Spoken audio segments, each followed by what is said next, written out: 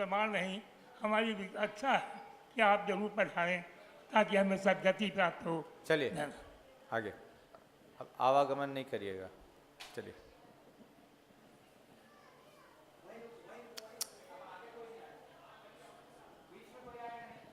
विमल जी।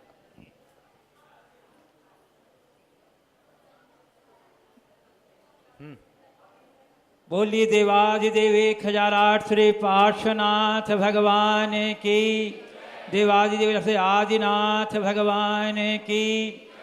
संत शिरोमणि परम पूज्य 108 आचार्य गुरुवर विद्यासागर जी मुनि महाराज की, परम पूज्य 108 मुनिवर से प्रमाण सागर जी मुनि महाराज की, परम पूज्य 108 मुनिवर से विराट सागर जी महाराज की, मुनि संघ की।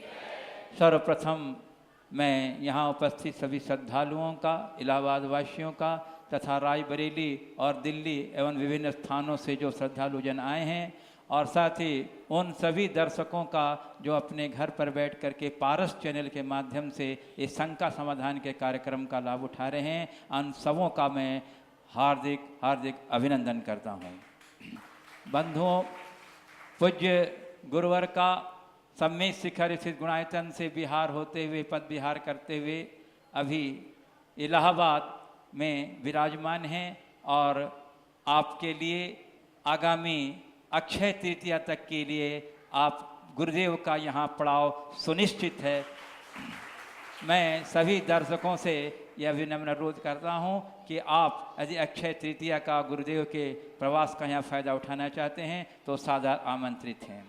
बंधुओं, रोज की तरह आज भी गुणायतन से जुड़ने वालों की स्वीकृतियाँ मेरे पास आई हैं, प्रतिदिन आ रही हैं। मैं उन सभी दान दाताराओं का जो उत्साह है और उनका जो सहयोग है गुणायतन के प्रति, उसके लिए मैं गुणायतन परिवार से बहुत बहुत उन्हें साधुवाद प्रदान करता हूं। कुछ नाम हमारे पास आए हैं, मैं उनका नाम उल्लेख कर रहा हूं, और जो लोग भी गुणायतन से जुड़ना चाहते हैं कि किसी भी योजना से, आप अभी यहाँ जब तक गुरुदेव का प्रवास है मेरे साथ व्यक्तिगत संपर्क करके आप अपना नाम उल्लेख लिखा सकते हैं। सर्वप्रथम मैं घोषणा कर रहा हूं जो निर्माण निधि के रूप में जुड़े हैं, जैन प्रिंट एवं पैकेजिंग पीयूष जैन गाजियाबाद, रोहित सुमित गौरव रमेश कासलीवाल औरंगाबाद महाराष्ट्र, श्री विनय कुमार जी माला देवी काला अपने पोते के प्रथम जन्मोत्सव पर, और माला देवी काला ये निरंतर बनारस से लेके अभी तक अतिथि संविभाग पर आहार दान में अंदर अपना बहुत सक्रिय योगदान दे रही हैं। जोरदार करपल से इनका अभिनंदन कर दीजिए। डॉक्टर अचिंत जैन जो रायबरेली से आए हुए हैं, पूज्य गुरुदेव को रायबरेली पधारने के लिए आमंत्रण देने, उन्होंने जो उनकी अभी नई सर्विस लगी है उसका जो प्रथम सैलरी प्राप्त होगा उसमें से राशि निकालकर निर्माण निधि के रूप में जुड़े हैं। जोरदार करते हुए इनका अनुमति दीजिए। और श्रीमती रीता वीर कुमार जैन जो इलाहाबाद के ही हैं यहाँ, वे भी निर्माण निधि के रूप में आज जुड़े हैं। इन सभी निर्माण निधि वालों के लिए आप जोरदार करते ध्वनि से अभिनंदन कर दीजिए। बंधु, निर्माण मित्र के रूप में जुड़े हैं श्रीमती नूतन अशोक कुमार जैन मुंबई, ये भी जन्म दिवस के उपलक्ष्य में जुड़े हैं गुणायतन से। जोरदार करतल ध्वनि से इनका भी अभिनंदन कर दीजिए। और निर्माण सारथी के रूप में जुड़े हैं श्रीमती संतोष जैन, श्री सुंदरलाल जैन गाजियाबाद, और सूत्रधार के रूप में जुड़े हैं श्री अशोक कलप्पा मखदुम एवं परिवार सोलापुर महाराष्ट्र। इन सभी दानदाताओं का मैं बहुत बहुत साधुवाद करता हूं, आप इनका अभिनंदन कीजिए। और इसी के साथ अब मैं आज का जो शंका समाधान का कार्यक्रम है, जानते हैं कि आज बच्चों का कार्यक्रम है, इसलिए आज के प्रश्न का शुरुआत बच्चों के द्वारा मैं प्रारंभ करने जा रहा हूं। साक्षी जैन चले आओ, और उसके बाद तैयार रहो निक्की जैन, नमन जैन, श्रेयांश जैन। जिनके नाम का उल्लेख हो रहा है वो आ जाएं, यहाँ लाइन में लग जाएं। निक्की जैन, नमन जैन, श्रेयांश जैन, जैसे नाम ने बोला लाइन लग जाओ। नमोस्तु महाराज जी। नौदा भक्ति क्या होती है और नौदा भक्ति क्या होती है नौदा भक्ति क्या होती है और बस समझ गया तुम्हारी बात। नवधा भक्ति क्या होती है? ध्यान से सुने, यहीं खड़े रहो, यहीं खड़े रहो, यहीं खड़े हो जाओ। नवधा भक्ति मुनि महाराज को आहार देने से पूर्व की जाती है। 9 प्रकार की भक्ति को नवधा भक्ति कहते हैं। मुनि महाराज को जब कभी भी आहार देने की बात होती है तो आप लोग कैसे देते हैं? किसी साधारण व्यक्ति को आहार कराना हो तो आप उनको इनवाइट करके आहार कर लेते हैं, लेकिन मुनि महाराज को इनविटेशन नहीं दिया जा सकता। उनको आहार कराने के लिए आपको बीच में नहीं करो कुछ।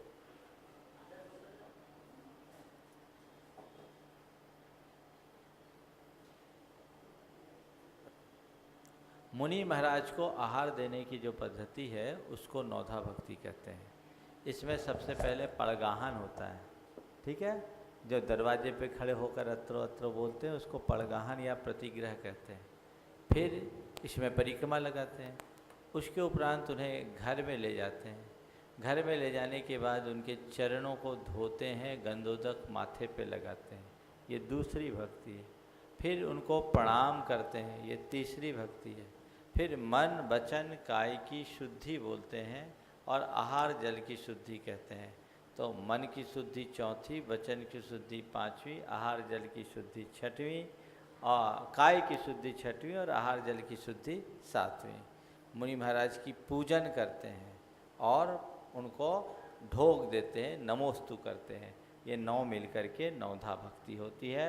ये नवधा भक्ति मुनियों की जाती है, ठीक है? चलो आगे। नक्की जैन, नमन जैन, उसके बाद श्रेयांश जैन, स्तुति जैन, अक्षत जैन, सम्यक जैन, सब लाइन लगा खड़े हो जाओ। महाराज जी, पढ़ाई करते समय सरस्वती जी का ध्यान करें कि भगवान का? अरे सरस्वती भी तो भगवान की वाणी से निकली है। जिनवाणी को सरस्वती कहते हैं ना, उधर देखो सामने, जिनवाणी को सरस्वती कहते हैं। तो पढ़ाई करते समय भगवान को ध्यान में रखोगे तो मन लगेगा, ठीक है? और खूब अच्छे से पढ़ाई करने में मन लगाना है तो ओम ह्रीम नमो वज्रयानम की जाप किया करो। चलो चलो, श्रेयांश जैन, स्तुति जैन, अक्षत जैन, सम्यक जैन। श्रेयांश जैन। नमोस्तु महाराज जी। महाराज जी, हमारे तीर्थंकरों का जन्म इंडिया में ही क्यों होता है, बाहर क्यों नहीं होता? तीर्थंकरों का जन्म भारत में ही क्यों होता है, बाहर क्यों नहीं होता? बहुत अच्छा प्रश्न किया है इस बच्चे ने। ये भारत की धरती को पुण्य भूमि, देवभूमि कहते हैं। महापुरुष यहीं जन्म लेते हैं। ये धरती एक ऐसी धरती है जहाँ जन्म लेने वाले विशेष संयम, त्याग और तपस्या करने में समर्थ होते हैं। इसलिए तीर्थंकरों का जन्म ऐसी धरती पर होता है जहाँ के लोग त्याग तपस्या के मार्ग को अंगीकार करें, अध्यात्म के मार्ग को अंगीकार करके अपने जीवन का उत्कर्ष करें। इसलिए भारत को विश्व का गुरु कहा गया और ये भारत की धरती का प्रताप है और हम सब भारत में जन्म लेने वालों का सौभाग्य और गौरव का विषय। स्तुति जैन, अक्षत जैन, सम्यक जैन, आकांक्षा जैन। नमोस्तु महाराज। मेरा प्रश्न ये है कि मैं जब रात में सोती हूँ तो मुझे जैसे सपने में कभी मंदिर दिखाई देता है तो कभी जानवर जैसे घोड़ा, शेर, तो इनका रिलेशन मेरी लाइफ से होगा क्या? देखो, सपने जो होते हैं ना, ज़्यादातर सपनों का कोई मतलब नहीं निकलता। हम अगर इसको विचार करें तो सपने के विषय में विभिन्न दृष्टियों से अलग अलग बात बताई गई। जब हम मनोविज्ञान की दृष्टि से सोचते हैं तो कहा जाता है कि मनुष्य के मन में कई प्रकार की इच्छाएं होती है। एक व्यक्त इच्छा, दूसरी अव्यक्त इच्छा और तीसरी रुद्ध इच्छा। व्यक्त इच्छा से तात्पर्य उस इच्छा से है जो प्रकट हो जाती है। अव्यक्त इच्छा बहुत सारी ऐसी इच्छाएं होती है जिसे हम अपने मन में ही दबा के रख लेते हैं, अव्यक्त होती, प्रकट नहीं होती। और कई इच्छाएं ऐसी होती जिनको रोकना पड़ता है। मनोविज्ञान कहता है कि निद्रावस्था में मनुष्य की रुद्ध और अव्यक्त इच्छाएं विभिन्न प्रतीकों के रूप में प्रकट होती है और उसी से स्वप्न जगत की सृष्टि होती है। तो ये स्वप्न है। आयुर्वेद शास्त्र के अनुसार वात, पित्त और कफ इन 3 दोषों में असंतुलन होने से स्वप्न होता है। ज्योतिष शास्त्र कहता है कि सपना मनुष्य को उसके भावी जन्म की सूचना, भावी घटनाओं की सूचना देने के लिए भी आते हैं, पर ज़्यादातर सपने असत्य होते हैं। स्वस्थ व्यक्तियों के सपने का ही कभी कोई अर्थ रहता है और अक्सर दिखने वाले सपनों का कोई अर्थ नहीं होता। इसलिए उन सपनों को सपना मानो, उसमें अपना मन मत उलझाओ। चलो, धन्यवाद। अक्षत जैन, सम्यक जैन, आकांक्षा जैन, जल्दी आओ। आओ जल्दी आओ। जिन जिन का नाम उठाए सब आ जाओ, लाइन में लग जाओ। ऐसा करिए बच्चे, नमस्ते महाराज जी। एक मिनट, यहाँ आ गया। सारे बच्चे लाइन में लग आ जाओ। जाओ, तो सारे बच्चे आ जाओ ऊपर। एकदम यहाँ तक लाइन में आ जाओ और बिना किसी के पुकारे खुद अपने मुंह से अपना नाम बोलना और अपना प्रश्न करना। चलो, आ जिनको जाओ। प्रश्न करना है यहाँ लाइन में लग जाओ। आ जाओ सारे एकदम, बच्चे आ जाओ। जो पहले आएगा उसको पहले मौका मिलेगा। सब लाइन में लग जाओ। एकदम लग जाओ। हाँ, वहीं से मैनेज करो। बोलिए। नमस्ते महाराज जी, मेरा नाम सम्यक जैन है। हाँ, मेरा प्रश्न है कि ये जैन धर्म क्यों बना है और कैसे बना है? बहुत अच्छा प्रश्न किया है आपने। जैन धर्म क्यों बना है? जैन धर्म इसलिए है कि हर व्यक्ति अपने दुखों को, अपने कष्टों को खत्म कर सके। हमारे दुख का कारण क्या है? हमारे अंदर के जो बुराइयां हैं वो हमारे लिए दुखी करती है। हमारे अंदर की जो अशुभ इच्छाएं हैं वो हमारे लिए दुखी करती है। इसको दूसरी भाषा में कहें, हमारे भीतर के जितने भी इमोशंस हैं, खासकर नेगेटिव इमोशंस, वो हमको दुखी करती है। तो उसको जीतने का रास्ता बताने वाला धर्म ही जैन धर्म है। समझ गए? तो जैन धर्म क्या है? तो अपने बुराइयों को जीतने का रास्ता बताने वाला धर्म जैन धर्म है। और जो अपनी बुराइयों को जितनी ज़्यादा तेज़ी से जीतता है वो उतनी जल्दी दुखों से मुक्ति प्राप्त करता है। समझ गए? तो जैन धर्म क्यों बना और जैन धर्म क्या है, मैं समझता हूँ दोनों बातें समझ में आ गई। चलिए आगे। हाँ, वहीं से निकलो, वहीं से निकलो। नमस्ते महाराज, मेरा नाम आकांक्षा जैन है। मेरा प्रश्न ये है कि भगवान जी के सर के ऊपर 3 छत्र और 3 परिक्रमा ही क्यों लगाई जाती है? बहुत सुंदर प्रश्न किया है आपने। भगवान के सिर पर 3 छत्र इसलिए लगाए जाते हैं क्योंकि वो 3 लोक के नाथ हैं। 3 लोक के सभी प्राणियों के ऊपर उनकी छत्र छाया होती है। समझ गए? वो 3 लोक के नाथ, 3 लोक के सारे इंद्र उनके चरणों में अपना शीश झुकाते हैं। उनने अपने राग, देश और मोह इन तीनों को जीत लिया है। हम भी ऐसे त्रिलोकी नाथ के जब वंदना करते हैं तो 3 परिक्रमा लगाते हैं। मन से, वचन से और शरीर से हम उनकी भक्ति करते हैं। इस भाव से उनकी 3 प्रदक्षिणा करते हैं। चलो। नमस्ते महाराज जी, मेरा नाम सक्षम जैन है। मेरा प्रश्न यह है कि आदमी लोग भगवान को छू सकते हैं पर लड़कियां क्यों नहीं छूती? आदमी लोग भगवान को छू सकते हैं, लड़कियां क्यों नहीं छू सकती? इसलिए नहीं छू सकती कि लड़कियां लड़कियां हैं। समझ गए? लड़कों का काम लड़के करते हैं और लड़कियों का काम लड़कियां करते हैं। ठीक है ना? लड़कियां जो काम करे वो लड़के करे कोई ज़रूरी नहीं, और जो काम लड़के करे वो काम लड़कियां करे ये ज़रूरी नहीं है। समझ गए? इसलिए लड़कियों को नहीं छूना चाहिए। उधर देख के पूछो बेटा, उधर देख के, सामने देखो और सामने। हाँ, ऐसे। नमस्ते महाराज हाँ। जी, मेरा नाम आराध्य है।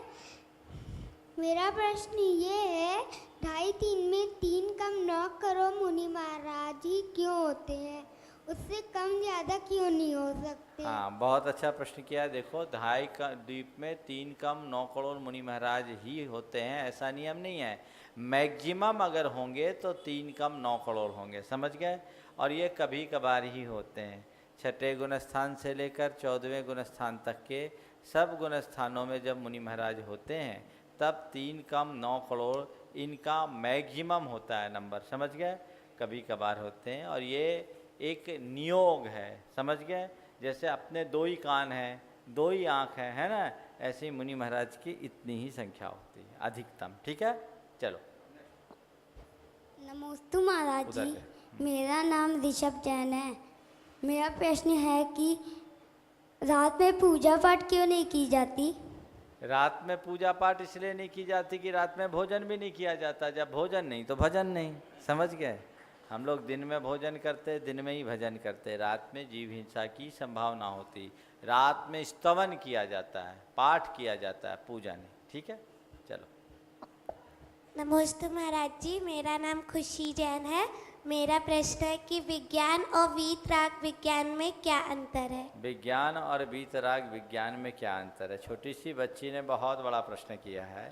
विज्ञान वो है जो हमें बाहर की बातें बताए, और वीतराग विज्ञान वो है जो हमें भीतर की बातें बताए। ठीक है, जो हमारे जीवन को सुविधा दे वो विज्ञान है, और जो हमारे जीवन को सुखी बनाए वो वीतराग विज्ञान है। ठीक है, चलो। नमोस्तु महाराज जी, मेरा नाम वंशिता जैन है। महाराज जी, मेरा प्रश्न ये है कि सब बुक्स में ऐसा क्यों लिखा हुआ है, जनरल बुक्स में, कि जैन धर्म के फाउंडर महावीर स्वामी है, मगर हमारे पहले तीर्थंकर तो आदिनाथ हैं, तो ऐसा क्यों लिखा हुआ है? ये हम लोगों की कमी रही। हम लोगों ने ठीक ढंग से जैन धर्म को लोगों के बीच प्रस्तुत नहीं किया, और कुछ लोगों का अपने संप्रदाय विशेष के प्रति आग्रह रहा, तो इतिहास के ज्ञाता होने के बाद भी उन लोगों ने जानबूझकर इस बात का उल्लेख नहीं किया कि जैन धर्म के फाउंडर भगवान ऋषभदेव हैं। इससे उनको थोड़ी सी ये लगी कि जैन धर्म भारत का सबसे पुराना धर्म हो जाएगा। लेकिन अब ये बात बहुत अच्छे तरीके से स्पष्ट हो गई जब जैन समाज जागृत हुई, और जागृत होने के बाद जैनों ने भगवान ऋषभदेव की ऐतिहासिकता को प्रकट किया, और उसको अनेक भारतीय और विदेशी विद्वानों ने अपनी मान्यता दी, और इसके प्रमाण जब मिलने लगे तो अब ये लोग स्वीकारने भी लगे हैं कि जैन धर्म के प्रवर्तक भगवान ऋषभदेव थे। और इसका ही ये परिणाम है कि यूपीएससी के सिलेबस में जैन धर्म के फाउंडर भगवान ऋषभदेव हैं।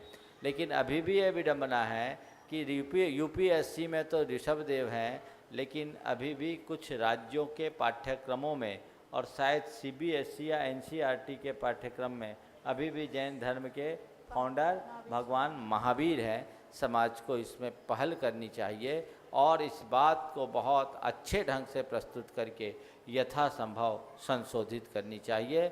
ये समाज की जागरूकता की कमी है।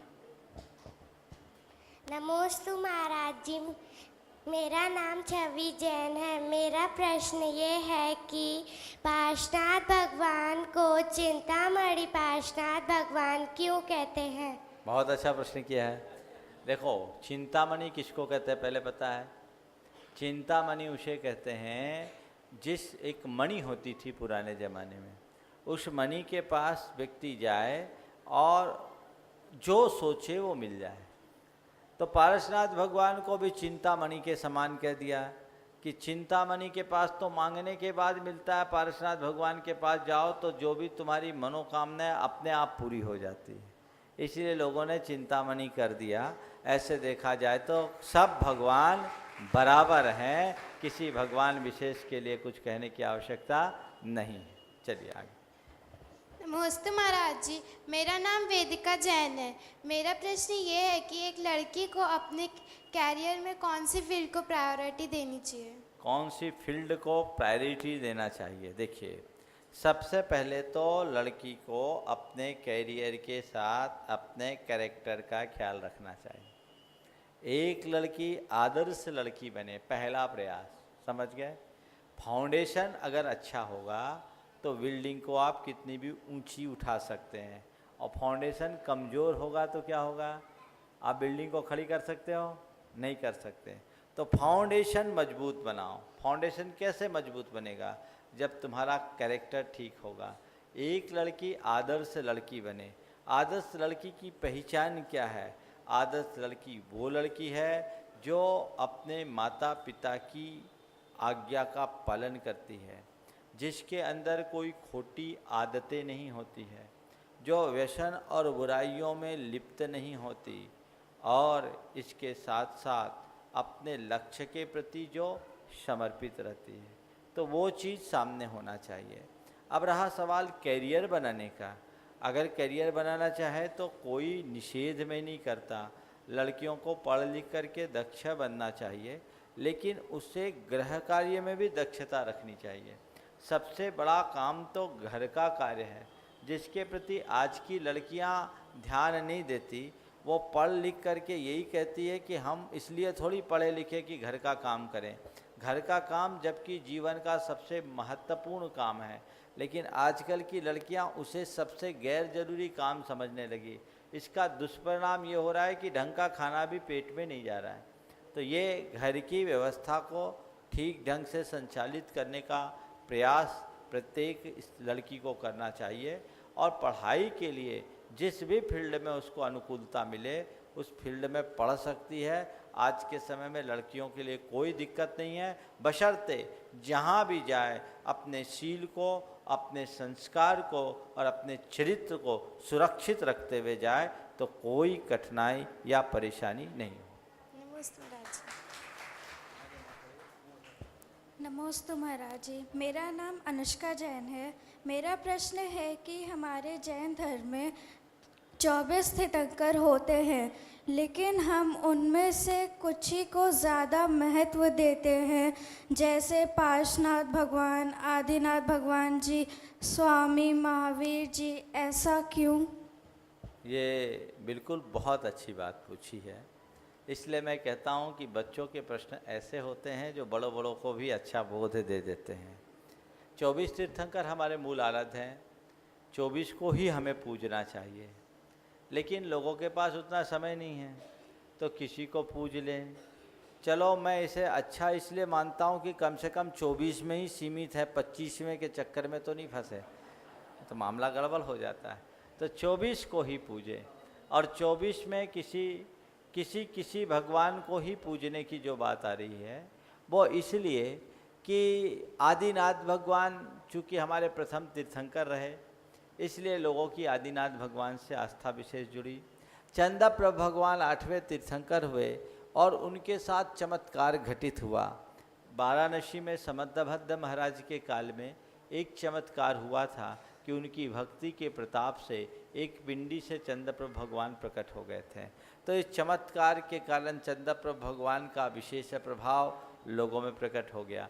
शांतिनाथ भगवान के नाम के साथ शांति लगी है और शांति शब्द जुड़ा हुआ है, शांति सबको प्यारी है, इसलिए शांतिनाथ भगवान का जाप सब करने लगे।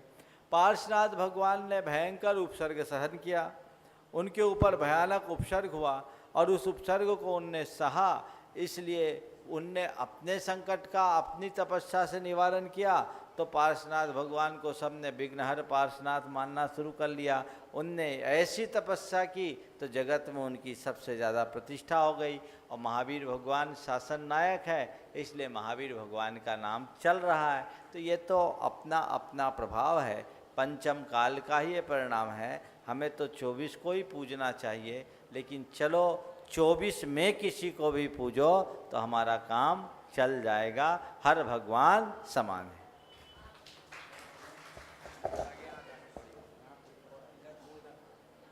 नमस्ते महाराज जी, मैं अपना नाम बोलो। मेरा नाम रिद्धि जैन है। मेरा प्रश्न है, मैं अगस्त में 8 इयर्स की हो जाऊंगी, तो मैं अभी आर दे सकती हूँ? अगस्त में 8 साल की होगी, 7.25 साल की हो गई ना, तो माँ के पेट से तो आप 8 साल की हो गई, आप दे सकती हो। गर्भ से लेकर 8 वर्ष का बच्चा हो जाए तो वो आहार दे सकता है। ठीक है, चल। नमोस्तु महाराज जी, मेरा नाम मान्या जैन है। मेरा प्रश्न ये है कि पाँचवें और छठे काल में लोग मोक्ष क्यों नहीं जा सकते हैं? 5वें और छठे काल में लोग मोक्ष इसलिए नहीं जा सकते कि 5वें और छठे काल में जन्म लेने वालों के मन में छल कपट ज़्यादा रहता है, राग द्वेष ज़्यादा होता है, तो ऐसे लोग खोटे होते हैं। खोटे काल में जन्म लेने वाले खोटे लोग और खोटे लोगों को मोक्ष नहीं मिलता। समझ गए? चलिए। और शास्त्र की दृष्टि से इस काल में उत्तम सहनन नहीं होता, इसलिए मोक्ष नहीं जाता। नमोस्तु महाराष्ट्री, मेरा नाम याशी जैन है।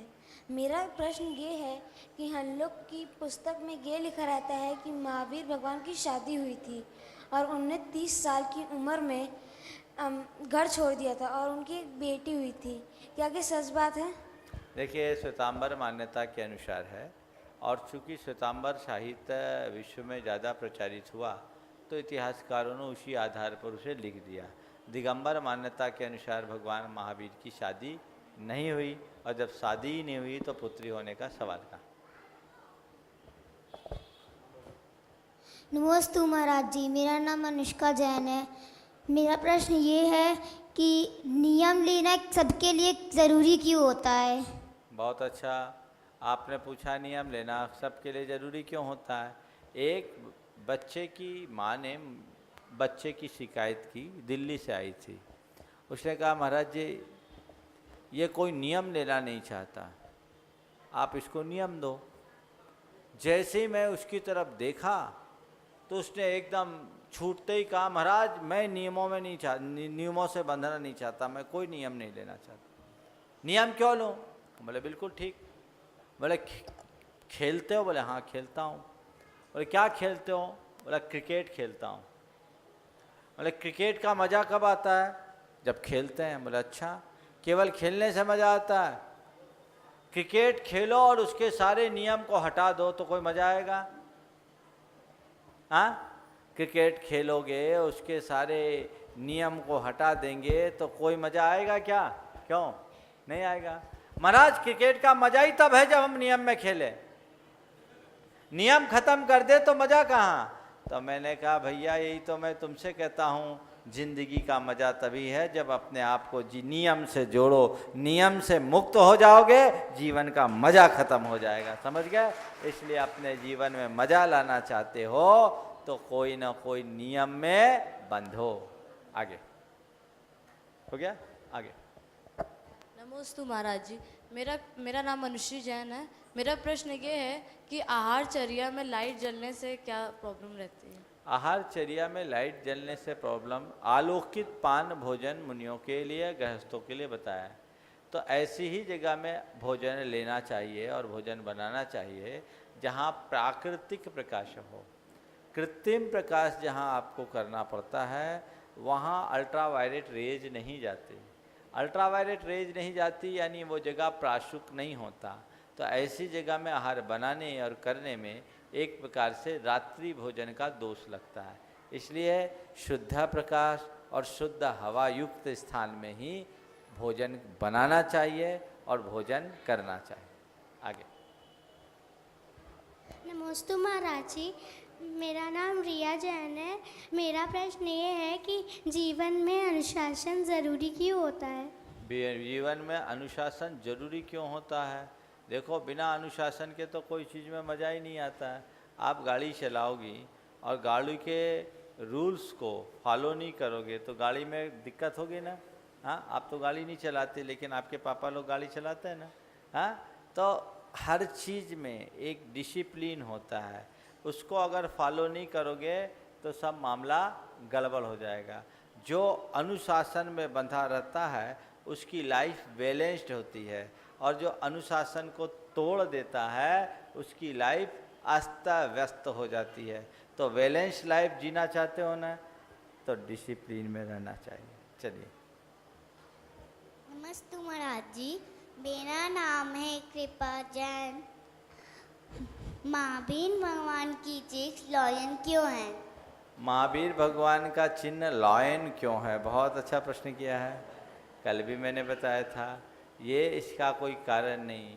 भगवान के दाहिने पैर के अंगूठे में जो चिन्ह होता है वही चिन्ह उनका चिन्ह घोषित हो जाता है। ठीक है, चलिए हो गए।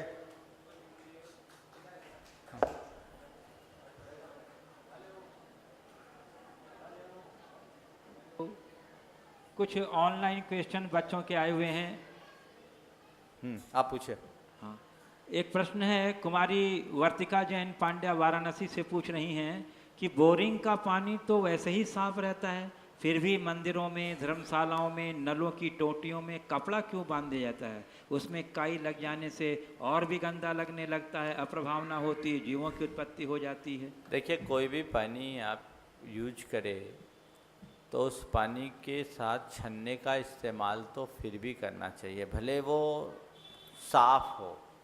इससे आपके जैन होने का प्रमाण मिलता है, इसलिए छन्ने का इस्तेमाल जरूर करें। हाँ, छन्ने को उसमें बांध करके न छोड़ें, उसे बंधा न रखें, काम होते ही उसे अलग कर लें। यद्यपि बोरिंग के पानी से पानी छानने की मूल भावना की पूर्ति नहीं होती, लेकिन फिर भी आपके जैन होने का प्रमाण तो जुड़ जाता है, इसलिए जरूर छानना चाहिए। सतना से सोमित जैन सुपुत्र संदीप जैन पूछ रहे हैं कि आज शनिवारी अमावस्या है, इसका अपने जैन आगम में क्या महत्व है? जैन धर्म में इसका कोई महत्व नहीं। अमावस्या तो प्रकृति की व्यवस्था है। एकम से लेकर 15 तक 15 तिथियां, और सोमवार से लेकर के रविवार तक के सप्ताह के 7 दिन ये तो होने ही हैं। इसमें कोई अलग से महिमा मंडन करना जैन धर्म की दृष्टि से उचित नहीं है। हर दिन भगवान का नाम आप ले सकते हैं और भगवान का जाप आप कर सकते हैं। हाँ, नमी गंगवाल गया से पूछ रहे हैं, और ये श्रीमती लता गंगवाल का सुपात्र है जो लगातार बनारस से यहाँ तक 80 स्वामी भागवत का पारण कर रही हैं आहार दान के द्वारा। एक बार उनका अभिनंदन भी कर दीजिए। और उनका प्रश्न है, हे गुरुवर, आप तो नहाते नहीं हो, फिर भगवान को क्यों अभिषेक द्वारा नहलाया जाता है? देखिए, मुनि महाराज और भगवान दोनों एक से नहीं होते। भगवान भगवान होते हैं और मुनि महाराज होते हैं। अब आप कहते हो आप नहीं नहाते तो भगवान को क्यों नहाते हो? इसको ऐसा भी पूछ सकते हो, महाराज जब भगवान आहार नहीं लेते तो आप आहार क्यों लेते? अगर भगवान के बराबर हमको बना दोगे तो हमारी रोटी और छुड़वा दोगे। इसलिए मुनि महाराज की भक्ति मुनि महाराज जैसे करो और भगवान की भक्ति भगवान के जैसे करो। एक प्रश्न इसी से मिलता जुलता है। प्रासुक जैन गया से पूछ रहे हैं कि मैं जब खड़ा खड़ा खाता हूँ तो मम्मी बिगड़ती है, लेकिन महाराज जी आप भी तो खड़े खड़े खाते हैं, फिर हम लोग क्यों नहीं खा सकते? खड़े खड़े मुनि महाराज को खाने की आज्ञा, आप लोगों को नहीं। समझ गए? जब आप मुनि महाराज बनोगे तो खड़े होकर के खाना। और मम्मी शायद इसी डर से आपको मना करती होगी कि आज खड़ा होकर खाने लगे तो कल कहीं नियमित खड़ा होकर के खाने वाला ना बन जाए, इसलिए आपकी मम्मी को डर लगता होगा। चलो, हाँ, आ जाओ बेटी।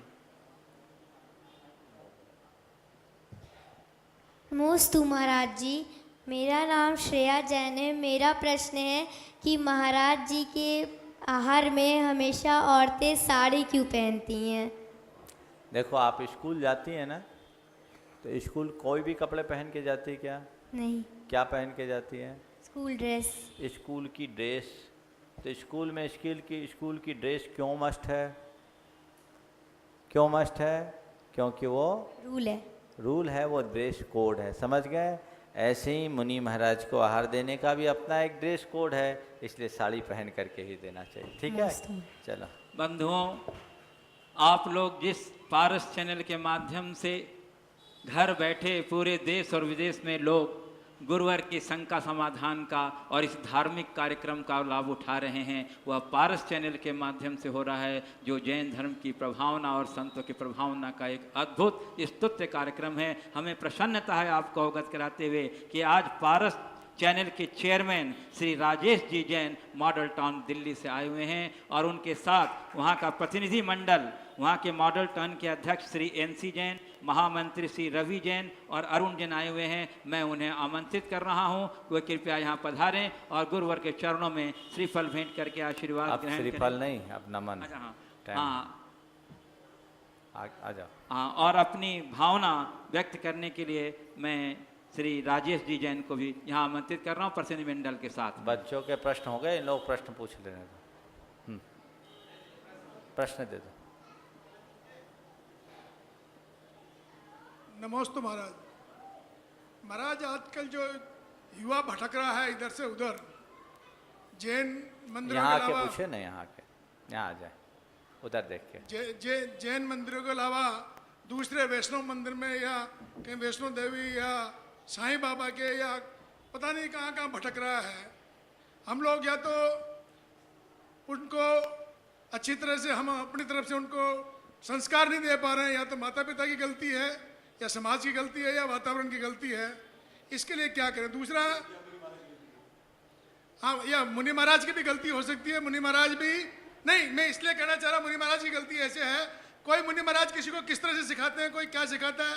अब जैसे अभी संजय महाशय का महाराज जी ने कहा कि हमारे यहाँ कोई महत्व नहीं है, हमारे दिल्ली में आए दिन संजय महाशय के विधान हो रहे हैं, खुल के विधान हो रहे हैं, क्या आपका शनि दूर हो जाएगा। आपका आशय मैं समझ गया। तो एक महाराज हो रहा है, उसमें हमारी गलती रहती है कि हम बच्चों को उनकी भावना के अनुसार माँ बाप उनसे काम नहीं ले पाते। हमारी भी उसमें कहीं कहीं माता पिता की गलती रहती है। आपके प्रश्न का भाव मैं समझ गया, यहीं खड़े रहे।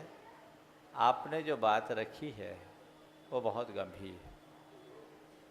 इसके पीछे जो मूल कारण है उसकी तरफ ध्यान देना चाहिए। बच्चों में या व्यक्ति में जो भी संस्कार डाले जाते हैं वो जीवन के प्रारंभिक चरण में डाले जाते हैं। बचपन में जो संस्कार दिए जाते हैं वे उनके जीवन के लिए अमिट असर छोड़ते हैं। पहले हर बच्चे को माँ बाप घर में ऐसे संस्कार देते थे और वो संस्कार तत्व ज्ञान मूलक संस्कार, ऐसा गाढ़ संस्कार कि वो बाहर जाने के बाद कहीं भटक ही ना पाए। आजकल वो संस्कार नहीं दिए जाते। जो लोग अपने बच्चों को संस्कार देने की बात करते भी हैं तो वो संस्कार के प्रति केवल इतना सोचते हैं कि मेरा बेटा मंदिर जाए, मेरा बेटा व्यसनी न बने, मेरा बेटा मद्य मांस से दूर रहे। ये चीज़ डाल दिया और उस बच्चे को एक अच्छा संस्कारवान बच्चा या व्यक्ति के रूप में गिना जाता है। लेकिन नहीं, ये अधूरा संस्कार है। मंदिर क्यों जाना ये बच्चे के दिल दिमाग में बचपन से भर देना चाहिए। सही तत्व ज्ञान, सम्यक और मिथ्यात्व का भेद, आत्मा के स्वरूप का परिचय, कर्म सिद्धांत की महिमा का बोध जिस बच्चे को जन्म से दिखा दिया जाता है वो बच्चा कभी कर्म कांड में नहीं उलझ सकता। कहाँ सिखाते हैं? इसकी शुरुआत कहाँ है? समाज में इन सब बातों को महत्व नहीं दिया जाता। आज के लोग अपने बच्चों को दुनिया के कोर्स कराने के लिए भेज देंगे, पाठशाला भेजने के लिए उनके पास अनुकूलता नहीं। समाज में एक ऐसी परंपरा सी बन गई है कि कोई भी बच्चा, पड़ोसी का बच्चा जो जो कोर्स कर रहा हमारा बच्चा भी वो करेगा, भले उसमें उतनी काबिलियत हो या ना हो। पढ़ाई करेगा, उसके बाद डांस क्लास भी जाएगा, पेंटिंग में भी जाएगा, स्विमिंग में भी जाएगा और तीसरा चौथा कोई मिल जाए तो उसमें भी चला जाएगा और कर कुछ नहीं पाएगा। क्यों जा रहा है? क्योंकि मेरी पड़ोसी का बेटा भी जा रहा है। ये बच्चों के ऊपर वजन, तत्परता कहाँ है? आप बच्चों के लिए पाठशाला आदि के भेजने के लिए कितने बच्चे जाते हैं? और समाज के तथाकथित संभ्रांत परिवार तो इसमें घोर उदासीनता बरतते हैं। मध्यम और उच्च मध्यम परिवारों के बच्चे तो आज भी धर्म से जुड़े दिखते हैं। उनके अभिभावक आज भी उनको धार्मिक क्रियाकलापों के प्रति उत्साहित करते हैं, पर कथित रूप में जो बड़े घराने हैं उनमें बहुत थोड़ों में बच्चों के प्रति इतनी तत्परता दिखाई जाती है। तो इसका भाव हिंसा, पाप और अनाचार से बचाव के लिए उनके भीतर जो संवेदना जगानी चाहिए वो नहीं जगाई जाती। जीव हिंसा से हम क्यों बचे? दया हमारा धर्म क्यों है? हम किसी को प्राण दे नहीं सकते तो प्राण लेने का हमें हक नहीं है। जैसे मेरे प्राण हैं वैसे अन्य प्राणियों के प्राण हैं। हमें हल्की सी सुई चुभती है तो तकलीफ होती है, किसी और नहीं सो महाराज के पास आ जाते। आते कहाँ हैं? आए। हाँ, आज ये दुर्भाग्य है इस युग में कि मूलतः कर्म सिद्धांत के आधार पर चलने वाले जैन धर्म को भी लोगों ने कर्म कांडों से जोड़ दिया है और इसमें मुनि वर्ग भी बहुत बड़ा दोषी है। छोटी छोटी बातों में कर्म कांड, जो मूलभूत व्यक्ति के जीवन का समाधान है वो समाधान कोई देना ही नहीं चाहता। दुनिया की जो पुड़िया जैसे ना, पुड़िया बांटने वाली प्रक्रिया आजकल हो गई है, ये सब चीज़ें ठीक नहीं हैं। ये मैं मानता हूँ कि जैन धर्म की प्रभावना नहीं, सच्चे अर्थों में अप्रभावना है। तो हमें मार्ग की मूल प्रभावना बताना चाहिए। मैं आपको बताता हूँ कैसे फर्क पड़ता है बच्चों में।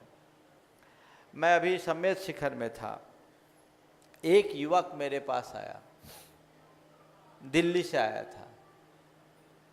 उसने कहा महाराज जी मुझे कुछ समाधान, महाराज जी मेरे साथ बड़ी समस्या है। क्या बात है भाई? उसने बिजनेस में बड़ा लॉस खाया था, गारमेंट का बिजनेस था, एक्सपोर्ट का काम करता था और एक मोटा लॉस था उसको। चेहरे के हाव भाव से भी दिखा था कि ये चोट खाया हुआ बच्चा। उम्र होगी 28 से 30 वर्ष की। महाराज समस्या है, समाधान चाहिए। बोले बताया ऐसा ऐसा लॉस हुआ। मैंने उसे 3 प्रश्न पूछा। हम बोले ये बताओ तुम पर लॉस है, कोई कर्जा तो नहीं है? बोले महाराज इतनी तो कृपा है, कर्जा नहीं है। हम बोले जो लॉस हुआ है ये पहली बार हुआ? बोले हाँ महाराज पहली बार हुआ। बिजनेस कितने साल से कर रहे हो? तो उसने बोला महाराज जी मेरे को बिजनेस में आए 8 साल हो गए। 8 साल में पहली बार लॉस हुआ? बोले हाँ पहली बार लॉस हुआ। मैंने उससे पूछा कि 8 साल पहले जब तुमने बिजनेस की शुरुआत की थी तब में और अब में कितना अंतर है? बोले महाराज जितनी शुरुआत की थी उस हिसाब से देखा जाए तो आज तो मैं काफ़ी बेहतर हूँ। मैंने पूछा लॉस होने के बाद भी बेहतर हूँ? बोले बहुत बेहतर है। फिर मैंने उसको मोटिवेट किया। हम बोले क्यों तुम रोना रोते हो? तुम जैसा युवा ऐसा रोए तो ये सब समझ से परे की बात है। समझो जीवन में उतार चढ़ाव आते हैं, सब दिन एक समान नहीं होते। ये तो साइकिल है, कभी ऊपर से नीचे आता है और नीचे से ऊपर आता है। पहिया जब तक ऊपर से नीचे नहीं आएगा, नीचे से ऊपर कैसे जाएगा? मैंने उसे अपने तरीके से समझाया। उसका मन बहुत प्रमुदित हुआ और उसने कहा महाराज जी आपका नाम सुन कर के मैं आया था और मैं ये सोचा था कि आप मुझे कोई मंत्र देंगे लेकिन और मेरी समस्या का निदान होगा, लेकिन आपने मुझे जो मार्गदर्शन दिया मेरे दिमाग का वजन तो पल में उतर गया। बोले मेरे को ये था ही नहीं, मैं तो यही सोचता था कि मुनि महाराज कोई मंत्र देंगे। मुनि महाराज इतना अच्छा मोटिवेशन दे सकते हैं, मैंने पहली बार सुना महाराज। आज मैं आपके चरणों में नतमस्तक हूँ। तो युवाओं को सही मार्गदर्शन देने की ज़रूरत है। मैं चाहता तो उसको कुछ टोटकेबाजी में उलझा कर कोई मंत्र वंत्र दे के 2-4 लाख रुपया निकलवा भी सकता था, लेकिन ऐसा रास्ता धर्म का रास्ता नहीं है। धर्म का सम्यक रास्ता सही मार्गदर्शन देने की है। मेरे पास जब भी कोई इस तरह के व्यथित व्यक्ति आते हैं, मेरी कोशिश होती है कि इस व्यक्ति का आर्त ध्यान दूर हो और ऐसी स्थिति में इसकी धर्म के प्रति सच्ची श्रद्धा प्रकट हो जिससे उसके जीवन का कल्याण हो, और यही धर्म प्रभावना है। मुनिश्री के चरणों में नमोस्तु करता हुआ मैं पुनः मुनिश्री से विनम्र निवेदन कर रहा हूँ, मॉडल टाउन जैन समाज, क्योंकि अभी पारस चैनल लाइव आ रहा है और हमारे दिल्ली वाले सब भाई लोग, सब श्रावक लोग देख रहे हैं, तो मैं उनकी तरफ से और सबकी तरफ से पुनः मुनिश्री के चरणों में पुनः निवेदन करता हूँ कि अगले चतुर्मास की अनुमति मॉडल टाउन जैन समाज, मॉडल टाउन वालों को दी जाए। नमोस्तु महाराज। अरे अभी पहले दिल्ली की बात करो, मॉडल टाउन की बात बाद में। अभी तो दिल्ली दूर है और दिल्ली ऐसे नहीं पहुंची जाती। मालूम है लोग दिल्ली पहुंचने के लिए ज़िंदगी भर मशक्क़त करते हैं, है ना, तब दिल्ली पहुंच पाते हैं। हालांकि हमें दिल्ली पहुंचने की इच्छा भी नहीं है और मशक्क़त की ज़रूरत नहीं है। हमें दिल्ली ले जाने के लिए आपको मशक्क़त ज़रूर करनी पड़ेगी, तभी ये काम होगा। चलिए आगे। गुरुवर के चरणों में नमोस्तु करते हुए, हे प्रभुवर, किस पुरुषार्थ से कर्म जीव कर्मों के चक्रव्यूह से अपने को बाहर निकाले? कर्म के चक्रव्यूह से बाहर निकालने का बड़ा अच्छा तरीका है। देखिए, आपके घर में कोई अवांछित मेहमान हो, अवांछित मेहमान मतलब जिसको आप लाइक नहीं करते और आपके घर में घुस जाए, उसको बाहर निकालने के लिए क्या करते हैं आप लोग? अवांछित मेहमान आ गया तो उससे पिंड छुड़ाने का ही तरीका है कि उससे मतलब मत रखो, आए पूछो मत, बोलो मत, चालो मत, कब तक टिकेगा? अपने आप चला जाएगा। लेकिन बिना बुलाया मेहमान आ गया और आप सुबह से शाम तक उसकी खातिरदारी करोगे तो अपने घर से निकलने की कभी कोशिश करेगा? सोचेगा ही नहीं। मतलब बढ़िया व्यवस्था, काहे को कहीं जाओ। तो भाई, कर्म से बचना है तो एक ही उपाय है, कर्म के उदय में उसकी खातिरदारी बंद कर दो। समझ गए? राग द्वेष करके जो खातिरदारी करते हैं ना, तो वो जड़ जमा लेता है। कर्म के उदय में अपने अंदर स्थिरता बनाना ही कर्म के चक्र से बचने का सबसे सरल और सशक्त माध्यम। और जैन दर्शन और जैन धर्म में क्या भेद है? दर्शन विचार है और धर्म आचार है। दर्शन यानी विचार और धर्म यानी आचार। महाराज जी के चरणों में बारंबार नमोस्तु। महाराज जी, मेरा प्रश्न है कि भगवान महावीर के 3 सिद्धांत, अपरिग्रह, अहिंसा, अनेकांतवाद। अपरिग्रह, अहिंसा को हम जानते हैं, ये अनेकांतवाद क्या है और आज के युग में इसका क्या? अभी 2 दिन कल ही मैंने अनेकांत के बारे में बोला है। ही और भी, ही एकांत है और भी अनेकांत है। आज इसलिए दोहरा नहीं रहा हूँ, पीछे दीजिए। हाँ, हो गया प्रश्न सबका शेष? आइए है। हाँ, दे सुरेंद्र। नमस्ते महाराज जी, मैं पूछना चाहता हूँ महाराज जी, जब पुराने कर्म उदय में आते हैं तो नवीन कर्म या तो बंधे नहीं, बंधे तो शुभ कर्म बंधे, ऐसा हम डेली रूटीन में क्या करें? बहुत अच्छा प्रश्न किया है आपने कि पुराने कर्म के उदय में नए कर्म बंधे ना और बंधे तो शुभ कर्म बंधे, इसके लिए कोई उपाय बताएं। देखिए, कर्म के बंधन में हम फिर भी परतंत्र हैं, पर भोग में हम बहुत स्वतंत्र हैं। क्या उपाय है? जब कर्म का उदय आए तो अपने उपयोग को उससे अप्रभावित रखें। माने कर्म के बहाव में बहे नहीं, ठहराव बनाए रखें। जैसे देखिए, हो सकता है इस सभा में बैठे किसी व्यक्ति के सिर में दर्द हो,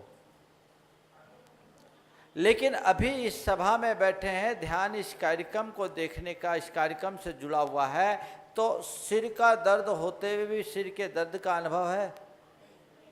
क्यों नहीं है? क्योंकि ध्यान नहीं है। तो कर्म पीड़ा देता है, पीड़ित नहीं करता। पीड़ित होता है मनुष्य का मन।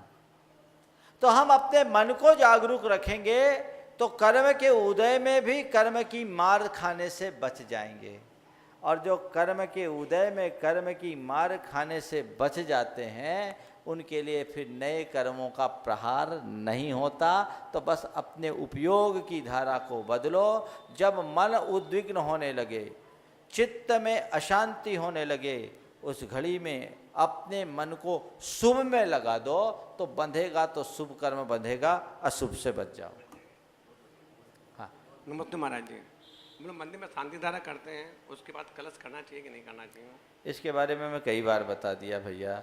जहाँ जैसी परिपाटी है, शांति धारा करने के उपरांत अगर आपने अभिषेक शांति का अर्घ चढ़ा दिया तो नहीं करना चाहिए। चलिए, और भी लोग हैं। महाराज जी, अकाल मृत्यु का जैन धर्म से कोई संबंध है? अकाल मृत्यु का जैन धर्म से संबंध है, लेकिन जैन धर्म में अकाल मृत्यु होने के उपरांत उसकी आयु शेष नहीं बचती। वैदिकों के यहाँ कहा जाता है कि अकाल मृत्यु होने के बाद वो अपनी शेष आयु प्रेत योनि में भोगता है। जैन धर्म के अनुसार ऐसा नहीं। नमोस्तु गुरुवर, मैं रायबरेली समाज की ओर से पुनः आपसे निवेदन करता हूँ कि मात्र 120 किलोमीटर की दूरी पर है, जहाँ का बहुत छोटी समाज है, हम संख्या बल से नहीं प्रदर्शित कर सकते, परंतु वहाँ का कड़कड़ आपके नाम से लिखा गया है, इसलिए आपसे पुनः निवेदन है। चलो महाराज जी, प्रश्न करो, हो गया, देखते हैं। हाँ, आज का युवा अपने जीविकोपार्जन के लिए अपने घर से दूर जाने को मजबूर है ऐसी अवस्था में वो अपने माता पिता को अपने साथ नहीं ले जा सकता और वो जा नहीं सकते, तो उनकी सेवा शुश्रूषा कैसे हो और उसके लिए क्या बहुत अच्छा प्रश्न किया है, और ये प्रश्न तुम जैसे अनेक युवकों का प्रश्न है, और इस प्रश्न के समाधान में उन तमाम माँ पिताओं को भी राहत मिलेगी जो इस परिस्थिति को भोग रहे हैं। देखिए, जीविकोपार्जन के लिए व्यक्ति को देश देशांतर जाना ही पड़ता। आज की ये परिपाटी नहीं, अतीत के युग में भी समुद्र पार करके युग देश देशांतर से जाते। अब रहा सवाल माँ बाप से दूरी होने के बाद माँ बाप की सेवा क्या करें। माँ बाप की सेवा दो तरीके से होती है। एक तो उनके जीवन के निर्वाह की व्यवस्था करके, वो तो कर ही देते हैं, और दूर रह करके भी किया जा सकता है, साधन सुलभ करा दें।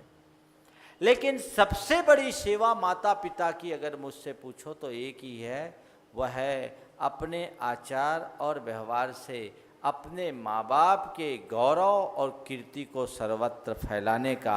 वो फैला दो, तुम्हारे माँ बाप सोचेंगे हमने एक सपूत को जन्म दिया है जो दूर रह कर के भी आज इतना अच्छा काम कर रहा है। ऐसा आचरण करो जिसे देख करके लोग तुम्हारे माँ बाप से पूछ बैठे कि किस पुण्य के योग से आपने ऐसे बेटे को पाया है जो आज इतना नाम कमा रहा है। तो माँ बाप के यश को बढ़ाओ, माँ बाप की प्रतिष्ठा को बढ़ाओ, अपने कुल के गौरव को बढ़ाओ, और उनके धर्म ध्यान और आत्मोन्नति में यथासंभव सहयोग करो, तो दूर रह कर के भी अपना कर्तव्य निर्वाह कर सकते हो। और संचार क्रांति का युग है, एडवांस टेक्नोलॉजी के युग में हम जी रहे हैं। डेली दूर रह करके भी एक दूसरे से संपर्क तो रखा ही जा सकता है। नियमित उनसे संपर्क और संवाद बनाए रखो, और ज़रूरत पड़ने पर 100 काम छोड़ करके माँ बाप के पास आ जाओ। भोपाल में एक महिला थी, व्रती थी, उनकी कमर की हड्डी टूट गई। ये घटना लगभग 15 साल पुरानी है। अरविंद जैन अमेरिका में रहते थे, पेशे से इंजीनियर। उनको मालूम पड़ा माँ की कमर की हड्डी टूट गई। उसने अपना सारा काम छोड़ करके अमेरिका से भोपाल आ गई। परिवार को भी साथ नहीं लाया, लेकिन माँ की सेवा की, और पूरी जिंदगी जब तक माँ रही श्रवण कुमार की तरह माँ की सेवा की। यह है आदर्श। और फिर ऐसा मन फिरा कि दोबारा अमेरिका ही नहीं गए। तो ये जब ज़रूरत पड़े तो उनके साथ हमेशा खड़े रहो, और माता पिता जब तक सक्षम हैं उन्हें पूर्ण अनुकूलता प्रदान करो, जिससे कि वे अपना धर्म ध्यान करते हुए जीवन को आगे बढ़ा सके। नमस्ते महाराज। महाराज जी, हम जैन हैं, हमें श्रद्धा है, विश्वास है, सम्यक दर्शन की वजह से श्रद्धा है, विश्वास है। परंतु जो हमारी जैन एस्ट्रोनॉमी है, जो कहती है सुमेर पर्वत है, विदेह क्षेत्र है, इसको हम जो अजैन है या जो लोग नहीं मानते हैं, उनको हम किस तरह से सत्यापित करें? उनके सामने इस बात को रखने की ज़रूरत ही नहीं है। हम इन सब चीज़ों से क्या होगा। मुझसे पूछा महाराज पृथ्वी गोल है कि चपटी है। हमने कहा पृथ्वी गोल हो या चपटी हमको क्या करना, तुम अपनी आत्मा की बात करो। मूल रूप से जो जैन तत्व ज्ञान है उसे ही देखें। आज हमारे अंदर जो हमारे शास्त्रों में भूगोल और खगोल का जो वर्णन है वो अशाश्वत पृथ्वी, शाश्वत पृथ्वी का है, और हम जहाँ रह रहे हैं वो अशाश्वत पृथ्वी है। तो हम जहाँ रह रहे हैं यहाँ का एक्चुअल भूगोल शास्त्रों में है नहीं, और शास्त्रों में जो भूगोल है उस जगह हम रह नहीं रहे हैं, इसलिए इसमें तालमेल नहीं मिलता। इसलिए उसकी चर्चा को ही आप अप्रयोजनीय बना दीजिए, और जो सार्थक है उसे पकड़ करके चलिए।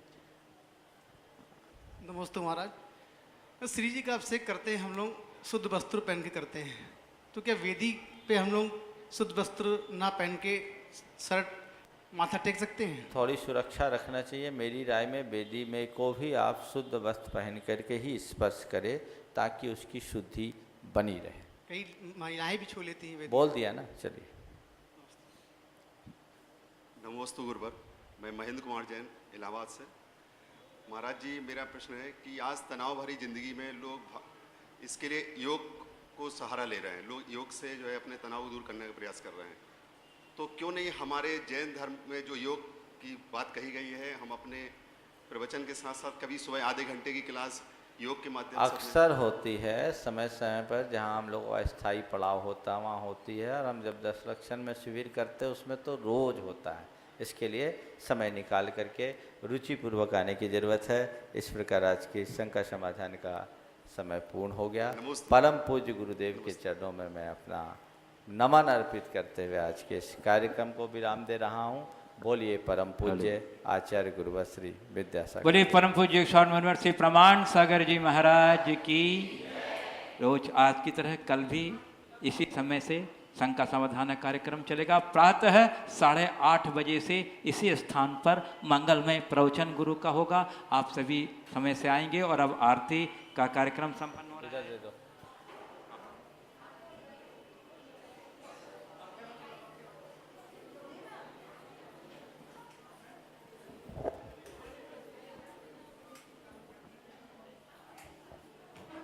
परम पूज्य आचार्य गुरुदेव विद्यासागर जी महाराज। छवि गुरु की निहारी हो, इनकी वाणी हृदय में उतारी हो। छवि गुरु की निहारी हो, ओ प्राण सागर जी आओ संग गाओ, आओ आओ संग गाओ, स्वर्ग के दीप जलाओ, आओ आओ संग गाओ, खबर के दीप जलाओ, रुकी आज्ञा सुमिरन से संकट सब तार टूटी निहार लो। सागर जी की याद, सागर जी की याद जी उतारे टूटी निहार गुरुवर हम सब गाएं तेरी आरती। ओ जय गुरुवर कृत हरो, स्वामी जय गुरु कृत हरो। जय गुरुवर कृत हरो। गुरुवर हम हैं चरण पुरारी, गुरुवर हमको नहीं बिसरो है गुरुवर, हम सब उतारे तेरी